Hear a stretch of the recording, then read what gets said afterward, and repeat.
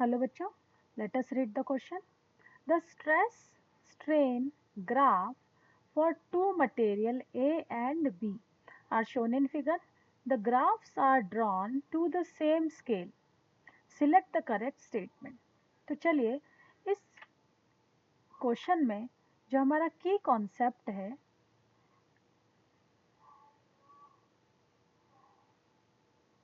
वो है Hooke's law, जिसके थ्रू हम इस ग्राफ को रीड करेंगे. तो देखिए हुक्स लॉ क्या कहता है. According to Hooke's law, Hooke's कहता है कि जो स्ट्रेस होती है ना, जो स्ट्रेस हम अप्लाई करते हैं किसी भी ऑब्जेक्ट पर, वो हमेशा प्रोपोर्शनल होती है जो स्ट्रेन डेवलप होती है उस ऑब्जेक्ट के अंदर.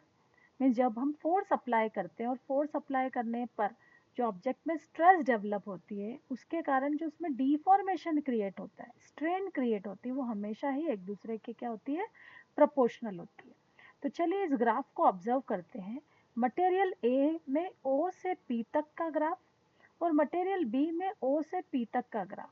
ठीक है, आप देखेंगे this is a straight line. Correct, this is a straight line. तो यहाँ हम कह सकते हैं मटेरियल ए और मटेरियल बी है ना, पी तक, टिल पॉइंट पी तक हम हुक्स लॉ को फॉलो कर रहे हैं. अब अगर हम आगे देखें कि किसी भी पॉइंट पर अगर हम पैरेलल है ना एक लाइन ड्रॉ करें और उसे एंगल डेवलप करें तो इसे हम कहते हैं स्लोप ऑफ द ग्राफ. ठीक है, अब हम अगर स्लोप फाइंड करें कि स्लोप कितना था, तो इस स्लोप की वैल्यू हो जाएगी, है ना, स्लोप दैट इज m की वैल्यू हो जाएगी y by x. y axis पे हमारा स्ट्रेस दिया गया है that is F force applied, and x axis पर हमें स्ट्रेन दिया गया है, मतलब चेंज इन लेंथ. करेक्ट, तो हम कह सकते हैं कि जो स्लोप है हमारा F बाय डेल एल होगा. ठीक है, तो अगर हम सेकेंड ग्राफ मटेरियल बी में भी, ठीक है, किसी पॉइंट पर एंगल डेवलप करें,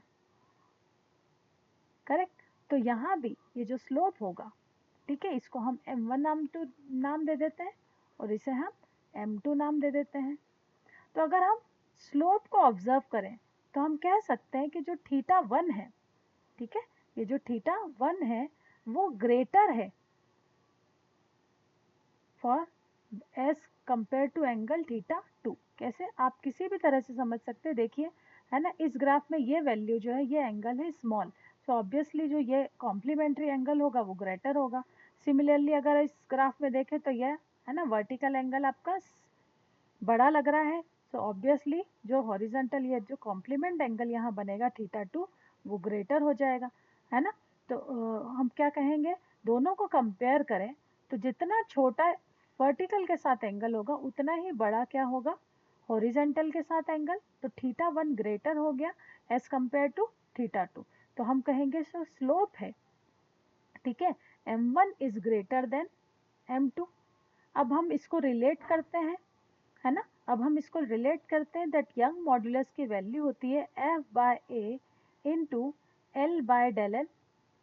अगर इसे रीफ्रेम कर दें तो हम लिख सकते हैं F by del L multiplied by L by A, and F by del L को ही हम क्या कह रहे हैं, m. So Young modulus depend करता है ना, directly proportional to slope of the graph. Correct, तो हम यहाँ कह सकते हैं कि अगर m1 ग्रेटर देन m2 है, यहाँ से हम कहेंगे y is directly proportional to m, है ना. तो अगर m1 इज ग्रेटर देन है तो इसको कंक्लूड कर सकते हैं हम that Young modulus is greater than young modulus of second material. Correct, तो यहाँ से हम स्टेटमेंट फर्स्ट को पढ़ते हैं, material A has greater young modulus, this is a correct statement. Second statement बोल रहा है मटेरियल ए इज डक्टाइल. अगर हम डक्टिलिटी को ऑब्जर्व करें, व्हाट इज डक्टिलिटी, है ना, डक्टिलिटी जब हम ऑब्जेक्ट डिफॉर्मिंग फोर्स अप्लाई करते हैं तो पहले तो जो मटेरियल है वो हुक्स लॉ को फॉलो करता है, मीन्स स्ट्रेस और स्ट्रेन का रेशो है ना बना रहता है, कांस्टेंट बना रहता है. ये दोनों एक दूसरे के प्रोपोर्शनल होते हैं. लेकिन एक ऐसा पॉइंट आता है जब जो मटेरियल है वो एब्रप्ट बिहेव करने लगता है, तब एक्स्ट्रा फोर्स या एक्स्ट्रा स्ट्रेस न भी डालने पर ऑब्जेक्ट जो है वो क्या होता है, उसकी स्ट्रेन डेवलप होने लगती है, मीन्स उसकी लेंथ जो है अब्रप्टली बढ़ने लगती है विदाउट, है ना, डेवलपिंग द स्ट्रेस। तो अगर हम P से क्यू को, P से Q तक आप अगर ए मटेरियल को ऑब्जर्व करो तो आप देखेंगे कि जो स्ट्रेस की वैल्यू है, ठीक है, वो ऑलमोस्ट न के बराबर है, बल्कि स्ट्रेस कॉन्स्टेंटली क्या होता जा रहा है P से Q में, स्ट्रेन जो हो रहा है वो बढ़ता जा रहा है, स्ट्रेस नहीं बढ़ रहा है, क्या बढ़ रहा है, स्ट्रेन। मतलब जो डेल एल की लेंथ है वो अब बिना फोर्स अप्लाई करे भी क्या होती जा रही है, इंक्रीज होती जा रही है। लेकिन अगर मटेरियल बी को ऑब्जर्व करें, सो मटेरियल बी में, है ना, पी से क्यू तक आपकी स्ट्रेस भी बढ़ रही है और स्ट्रेन भी बढ़ रही है। एज कम्पेयर स्ट्रेन ज़्यादा हो रहा है, लेकिन स्ट्रेस कम फोर्स लगाने पर भी ज़्यादा स्ट्रेन हो रहा है, ठीक है। तो ये कह रहे हैं, है ना, अगर हम इन दोनों को बात करें तो कौन सा है डक्टाइल, एक ऐसा जिसमें कम फोर्स लगाने पर भी वो फैलता जाए, तो material A is ductile, correct. Without stress the strain is, है ना, increasing, so material A is more ductile. अब बात करें तो हम कह सकते हैं कि सेकेंड ऑप्शन भी करेक्ट है। थर्ड ऑप्शन बोल रहा है मटेरियल बी इज ब्रिटल।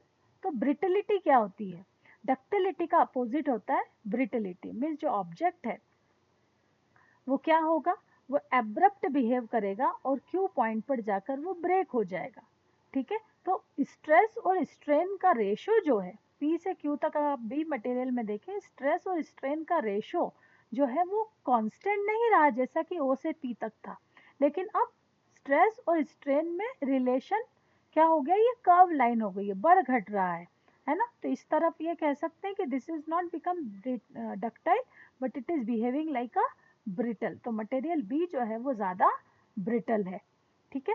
तो all of this can correct, we can, है ना, pick the correct option is, because all three statement are correct, so our final answer will be all these statement are correct, option 4 is correct. I hope this is clear to you. Thank you.